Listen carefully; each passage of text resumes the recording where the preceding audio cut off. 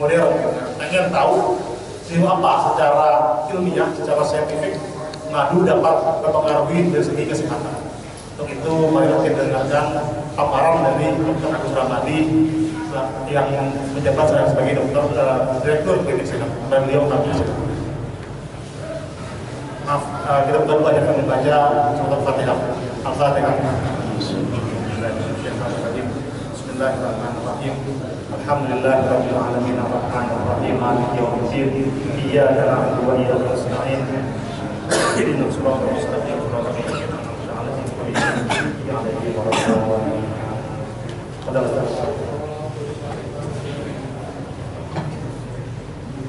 sampai jam 1:10.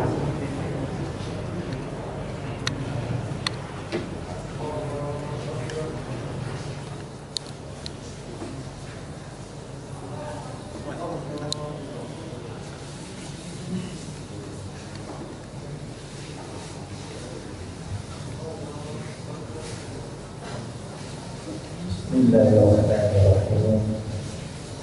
Assalamualaikum warahmatullahi wabarakatuh.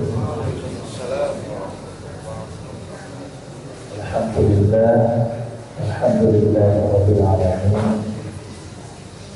Allahumma shalli ala Muhammad wa ala ali Muhammad.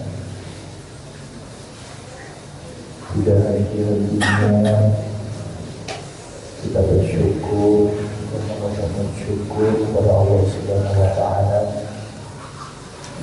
karena begitu banyak nikmat yang diberikan Allah kepada kita. Hari ini jantung kita masih bisa berdetak, paru-paru kita masih bisa bernafas, kaki kita masih bisa berjalan, lidah kita masih bisa mengocok. Mudah-mudahan apa yang diberikan Allah kepada kita semakin menambah kita dekat kepada Allah Subhanahu wa Ta'ala. Salawat serta salam kita sampaikan kepada junjungan kita Rasulullah SAW dan juga para keluarga, para sahabat, para tabi'in dan juga pengikutnya yang setia. Mudah-mudahan kita bisa berkumpul dengan Rasulullah SAW. Baik, kali ini kita ngomongin madu. Ini madu benar bukan madu-maduan ya.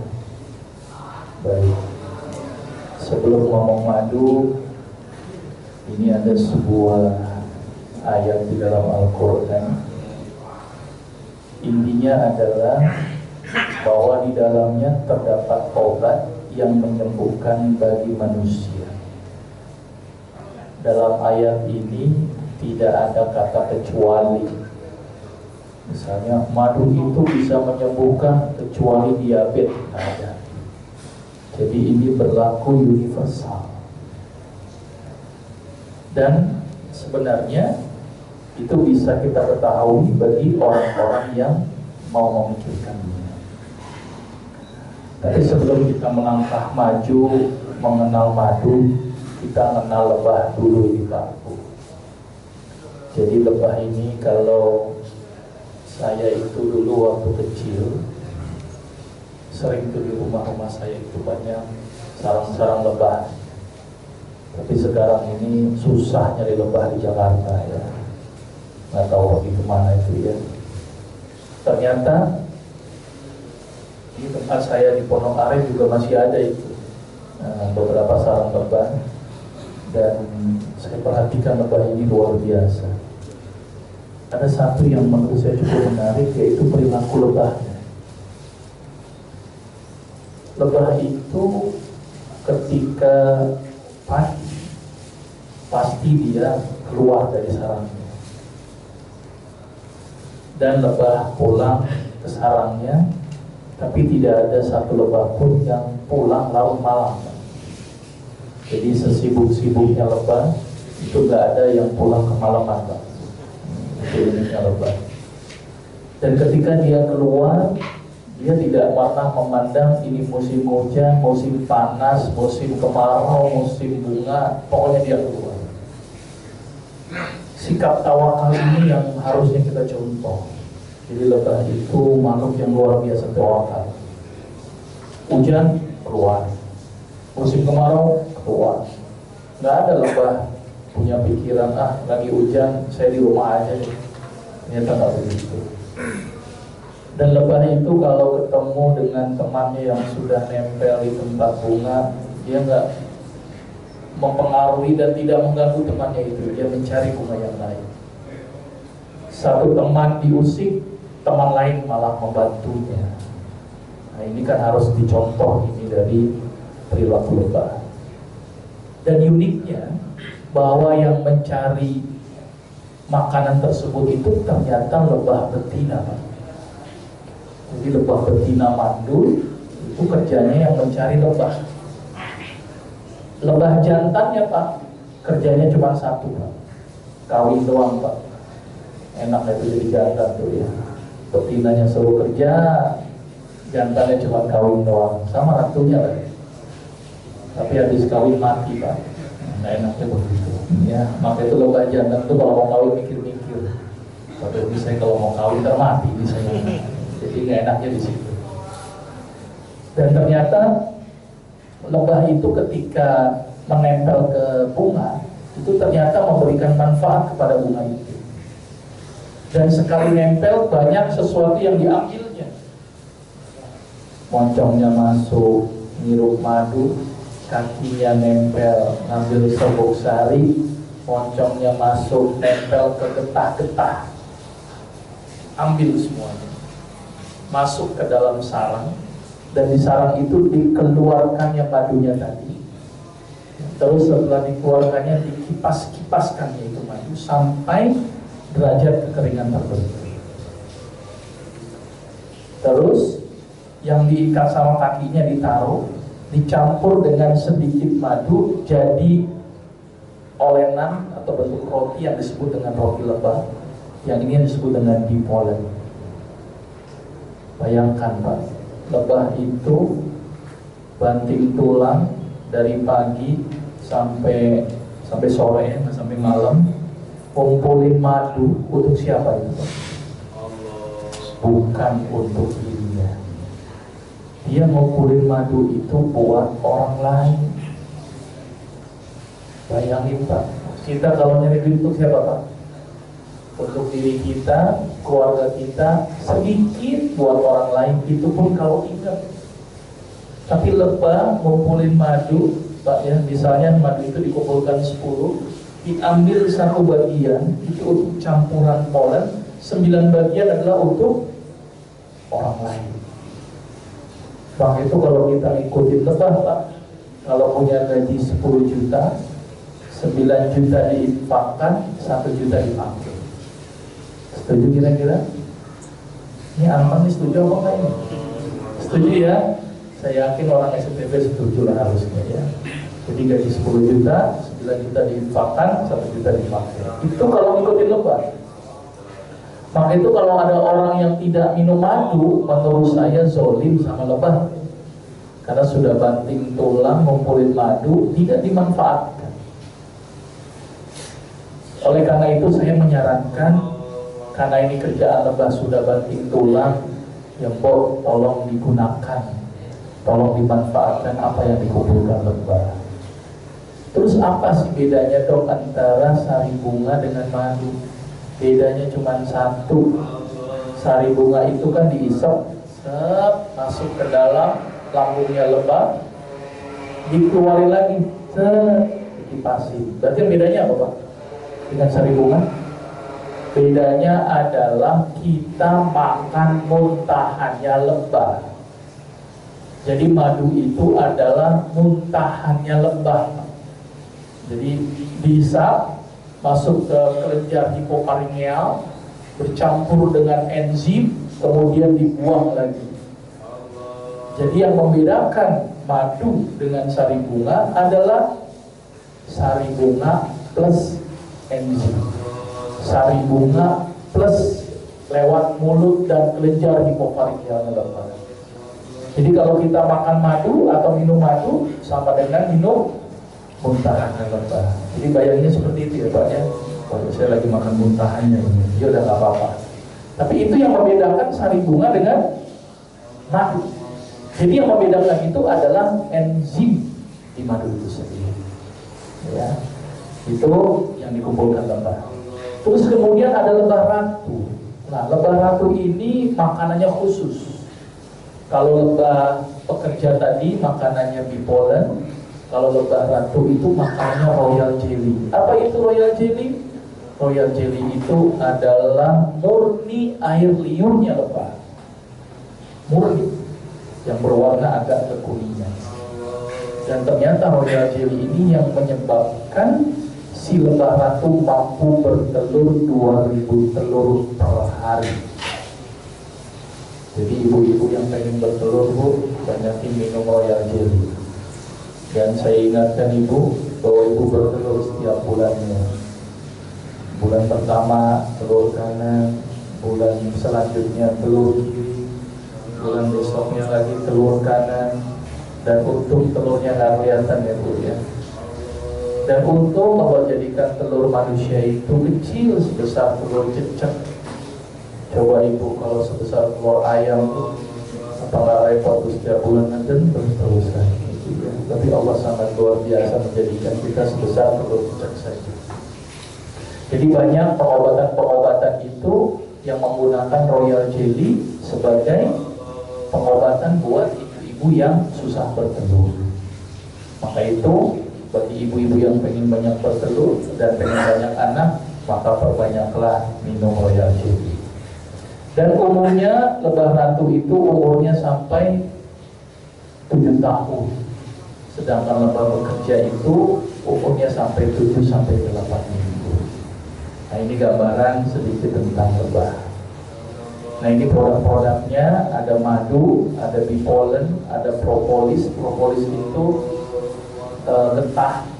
getah yang dipakai untuk tambalannya rumahnya lebah atau dipakai untuk kesetnya lebah. Dan satu lagi ini yang kadang-kadang kita lupakan, bee venom. Apa ini bee venom? Racunnya lebah.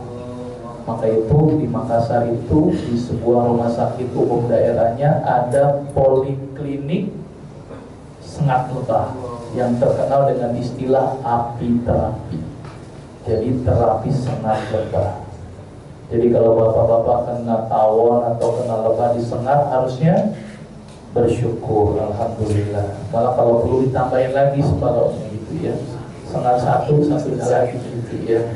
Jadi kalau ketemu tawon jangan bilang pahit-pahit, manis-manis gitu ya, biar disengat. Karena ternyata sengatnya ini bermanfaat. Bahkan di Sukabumi itu ada pasien kanker serviks yang disengat setiap hari. Ternyata hasilnya luar biasa. Jadi kalau ada lebah menyengat kita harus kita ucapkan alhamdulillah. Mudah-mudahan disengat terus ya. Asal jangan kebablasan. Karena saya pernah nyoba nyengatnya itu lebih dari 5 teler Pak ya. Jadi 2 atau 3 sudah cukup lah ya. Asal jangan terlalu sarang dengan semuanya. Nah, karakteristik madu. Madu itu yang pasti harus berwarna kuning keemasan ya. Dan ternyata rasa madu itu umumnya manis, tapi dipengaruhi juga oleh sumber nektarnya. Yang benar manis, tapi agak sedikit asam, karena pH-nya itu berkisar antara 3 sampai 4. Ini kandungan madu, nggak usah kita bahas. Ini kandungan mineral dan vitamin dalam madu cukup banyak sekali. Nah, ini kita lihat sejarahnya dulu. Jadi madu itu sudah sejak zaman dulu itu sudah ada kegiatan honey hunting. Dari tahun 6000 sebelum Masehi itu memang sudah ada.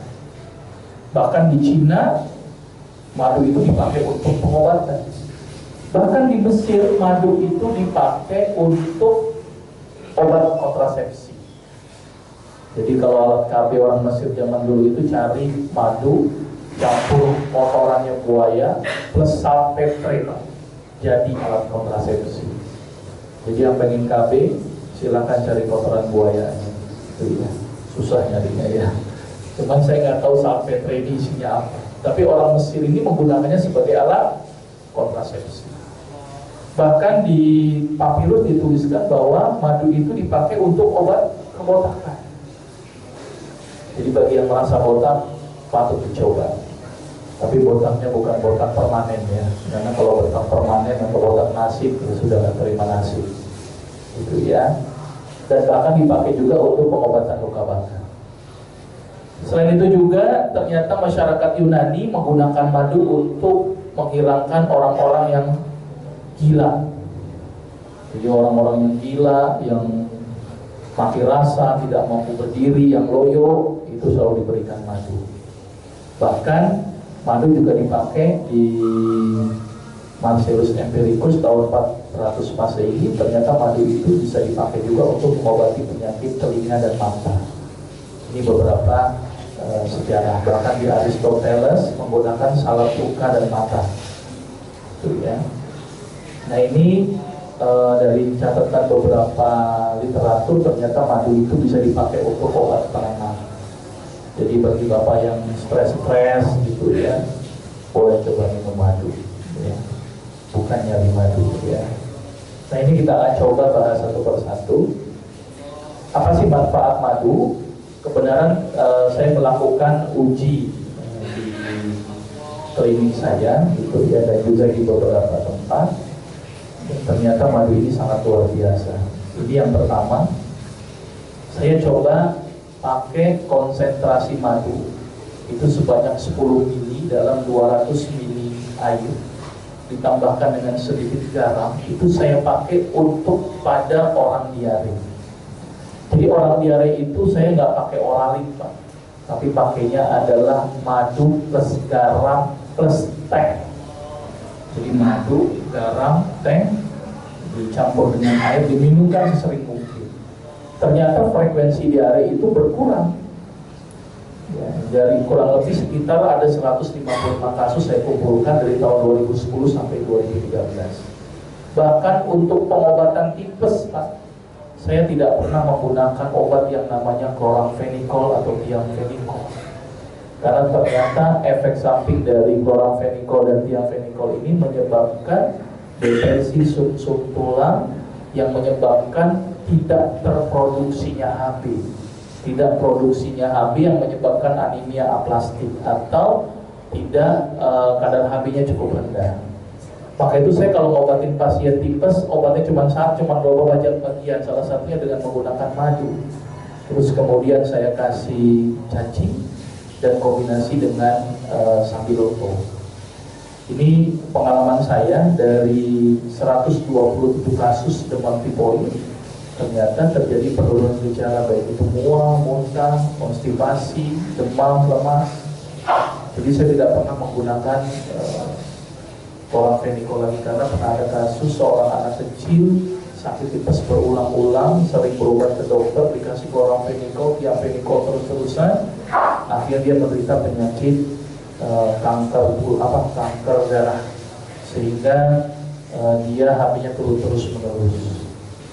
Kenapa saya terinspirasi dengan kasus ini? Karena Rasul pernah bilang dalam beberapa hadis mengatakan bahwa ada seorang sahabat sedang sakit perut, kemudian menemui Rasulullah. Ya Rasulullah, saudara saya sakit perut ya Rasulullah. Apa jawab Rasulullah? Minumilah madu. Lagi sakit ya Rasulullah? Minumilah madu. Lagi sakit ya Rasulullah? Minumilah madu. Sampai keempat kalinya sahabat balik kepada Rasulullah. Ya Rasulullah, lagi sakit perut ya Rasulullah. Apa jawab Rasulullah? Minumilah madu. Perut saudaramu yang salah paham benar Allah, minumilah madu. Jadi berulang-ulang Rasulullah bilang untuk masalah perut dengan menggunakan madu. Ternyata untuk kasus tipes saya pakai madu ternyata cukup efektif. Bahkan untuk kasus gastritis atau emah, itu kan sering terjadi luka pada lambung. Itu ternyata dengan madu itu mampu merangsang jaringan granulasi, mampu merangsang reepitelisasi atau perlukaan di daerah lambung. Karena ternyata madu itu mampu merangsang regenerasi dari sel di dalam lambung. Dari 480 kasus ternyata mengalami perbaikan. Selain di pasien, saya juga melakukan uji coba di laboratorium untuk zona hambat. Saya biarkan kuman tipes di sini. cukup berkembang. Kemudian saya teteskan madu di tengah. Ternyata kuman tipesnya lari. Maka itu saya meyakini bahwa dengan madu bisa ngobatin sakit tipes. Saya ngobatin tipes ya cuma itu aja, dengan madu, terus kemudian sambiloto dan cacing. Ternyata cacing ini juga luar biasa. Jadi saya melihat kebenaran setelah lulus dokter saya PTT di perkampungan sama di perkotaan. Ternyata ketika saya praktek di perkampungan, obat tipes sangat sedikit, tetapi banyak anak-anak yang cacingan. Jadi obat cacingan banyak. Tapi kalau di perkotaan besar, yang paling banyak habis itu adalah obat tipes daripada obat cacing. Di sini saya mengambil kesimpulan, jangan-jangan kalau anak yang cacingan tidak dipesan, atau anak yang dipesan tidak cacingan. Udah mau milih mana nih Pak? Gitu ya. Ternyata masyarakat perkotaan itu nggak ada yang cacingan Pak, karena mungkin nyari tanah aja susah, gitu ya. Semua serba beton, gitu ya. Tapi kalau perkampungan banyak yang cacingan, sedikit yang tipes. Disitulah saya berpikir pasti ada manfaatnya di cacing. Makanya itu orang kampung yang sering nyeker-nyeker kok nggak pernah kena tipes. Dan ternyata betul, setelah diteliti, ternyata cacing itu mengandung enzim glucokinase, sejenis enzim proteolitik yang mampu menghancurkan dinding bakteri dari Salmonella typhosa. Jadi saya kalau ngobatin tipes ya dengan cacing, dengan madu, dan dengan sambiloto saja. Jadi bagi anak yang cacingan ya bersyukurlah, mudah-mudahan tidak dipesan. Tapi juga jangan kebablasan, mentang-mentang cacing bagus, cacingnya dibanyakin, kurus kering juga Pak. Gitu ya. Jadi bagi bapak-bapak yang gendut-gendut, ya, sebaiknya cacingan aja, biar kurus gitu. Ini juga saya teliti untuk kuman Escherichia coli, kuman penyebab timbulnya diare dan infeksi saluran kemih. Ternyata juga bikin zona hambar. Maka itu untuk infeksi-infeksi yang berhubungan dengan pencernaan, biasanya saya memberikan madu. Ya, daripada hanya membuat oralit menggunakan gula plus garam saja. Mendingan kita memilih madu, karena madu selain mengandung antibiotik, madu juga mengandung enzim. Nah ini penelitian juga madu dari sistem pernapasan, bahwa ternyata madu ini sangat bagus untuk mengurangi tingkat morbiditas penyakit panas dan pilek. Jadi kalau anak saya demam, apa yang saya lakukan? Saya memberikan madu setiap 1 jam sekali. Jadi madu, air, minum. Madu, air, minum. Madu, air, minum. Setiap 1 jam saya berikan madu terus-menerus. Karena ternyata ketika anak demam, pasti kebutuhan akan cairan dan glukosa pasti meningkat. Karena kenapa? Karena metabolismenya naik. Daripada penggunaan paracetamol. Paracetamol memang menurunkan demam, tetapi paracetamol mampu merusak hati dan bersifat hepatotoksik. Jadi kalau demam diapain? Udah minumkan air sebanyak mungkin, ditambahkan dengan madu dan dikompres. Kompresnya di mana Pak? Di leher, di ketiak, dan di selangkah. Tapi lehernya bagian depan Pak, bukan belakang. Kalau belakang jadi tukang beca, gitu ya. Jadi bagian depan sini. Terus kemudian biasanya saya kerok juga. Anak saya kalau lagi demam, saya kerok saja, tapi keroknya dengan menggunakan bawang merah, jangan pakai logam, iritasi. Bahkan saya pengen mengambil disertasi S3 saya itu pengennya kerok, belum ada yang meneliti ternyata. Dan saya bangga dengan kerokan. Kalau Cina bangga dengan akupunktur, kalau India bangga dengan Ayurveda, dunia barat bangga dengan kedokteran modernnya. Maka Indonesia harus bangga dengan kerokannya. Sepakat ya Pak ya? Tolong abadikan untuk kerok. Ya, ini penelitian yang lain. Ternyata madu itu memiliki antibiotik karena madu mengandung zat yang namanya 10-hidroksidesen 2-oik asid dan hidrogen peroksid, ya, H2O2. Nah ini kasus yang saya pakai madu, Untuk di klinik saya ternyata untuk radang tenggorok ada 540 kasus, untuk bronkitis ada 352 kasus, sinusitis ada 204 kasus. Ini sinusitis, kemarin saya mendapatkan seorang pasien menderita sinusitis dan harus dioperasi berulang-ulang. Operasi juga sederhana, saya kasih madu dan saya suruh dia steam shock, jadi dihirup dengan air sampai pangkal, kemudian dikeluarkan. Steam shocknya dilakukan selama kurang lebih 3 bulan. Ternyata cukup efektif untuk mengobati sinus. Memang untuk minggu pertama stres Pak, steam shock itu. Sampai pusing di sini. Ya. Tapi kalau itu dijalankan selama 3 bulan berturut-turut dengan izin Allah, ternyata itu bisa mengurangi resiko sinusitis. Maka itu tidak ada satu riwayat pun Rasul dan para sahabat sakit pilek, apalagi ngupil Pak, nggak ada. Gitu ya, karena ternyata bersih itu hidupnya dengan proses steam shock. Nah, ini pengalaman saya, ada kurang lebih 204 kasus saya obati dengan menggunakan madu dan steam shock salah satunya. Nah, ini saya bikin zona hambat juga di laboratorium. Ternyata juga bikin zona hambat ini untuk kuman yang namanya Staphylococcus aureus, kuman penyebab timbulnya infeksi saluran pernapasan. Terus kemudian madu sama luka. Ternyata madu ini cukup bagus karena ternyata madu itu bersifat higroskopis dan dia mampu mengikat pus atau ngambil nanah. Selama ini kalau ada orang luka gangreng itu biasanya diamputasi biasanya kan.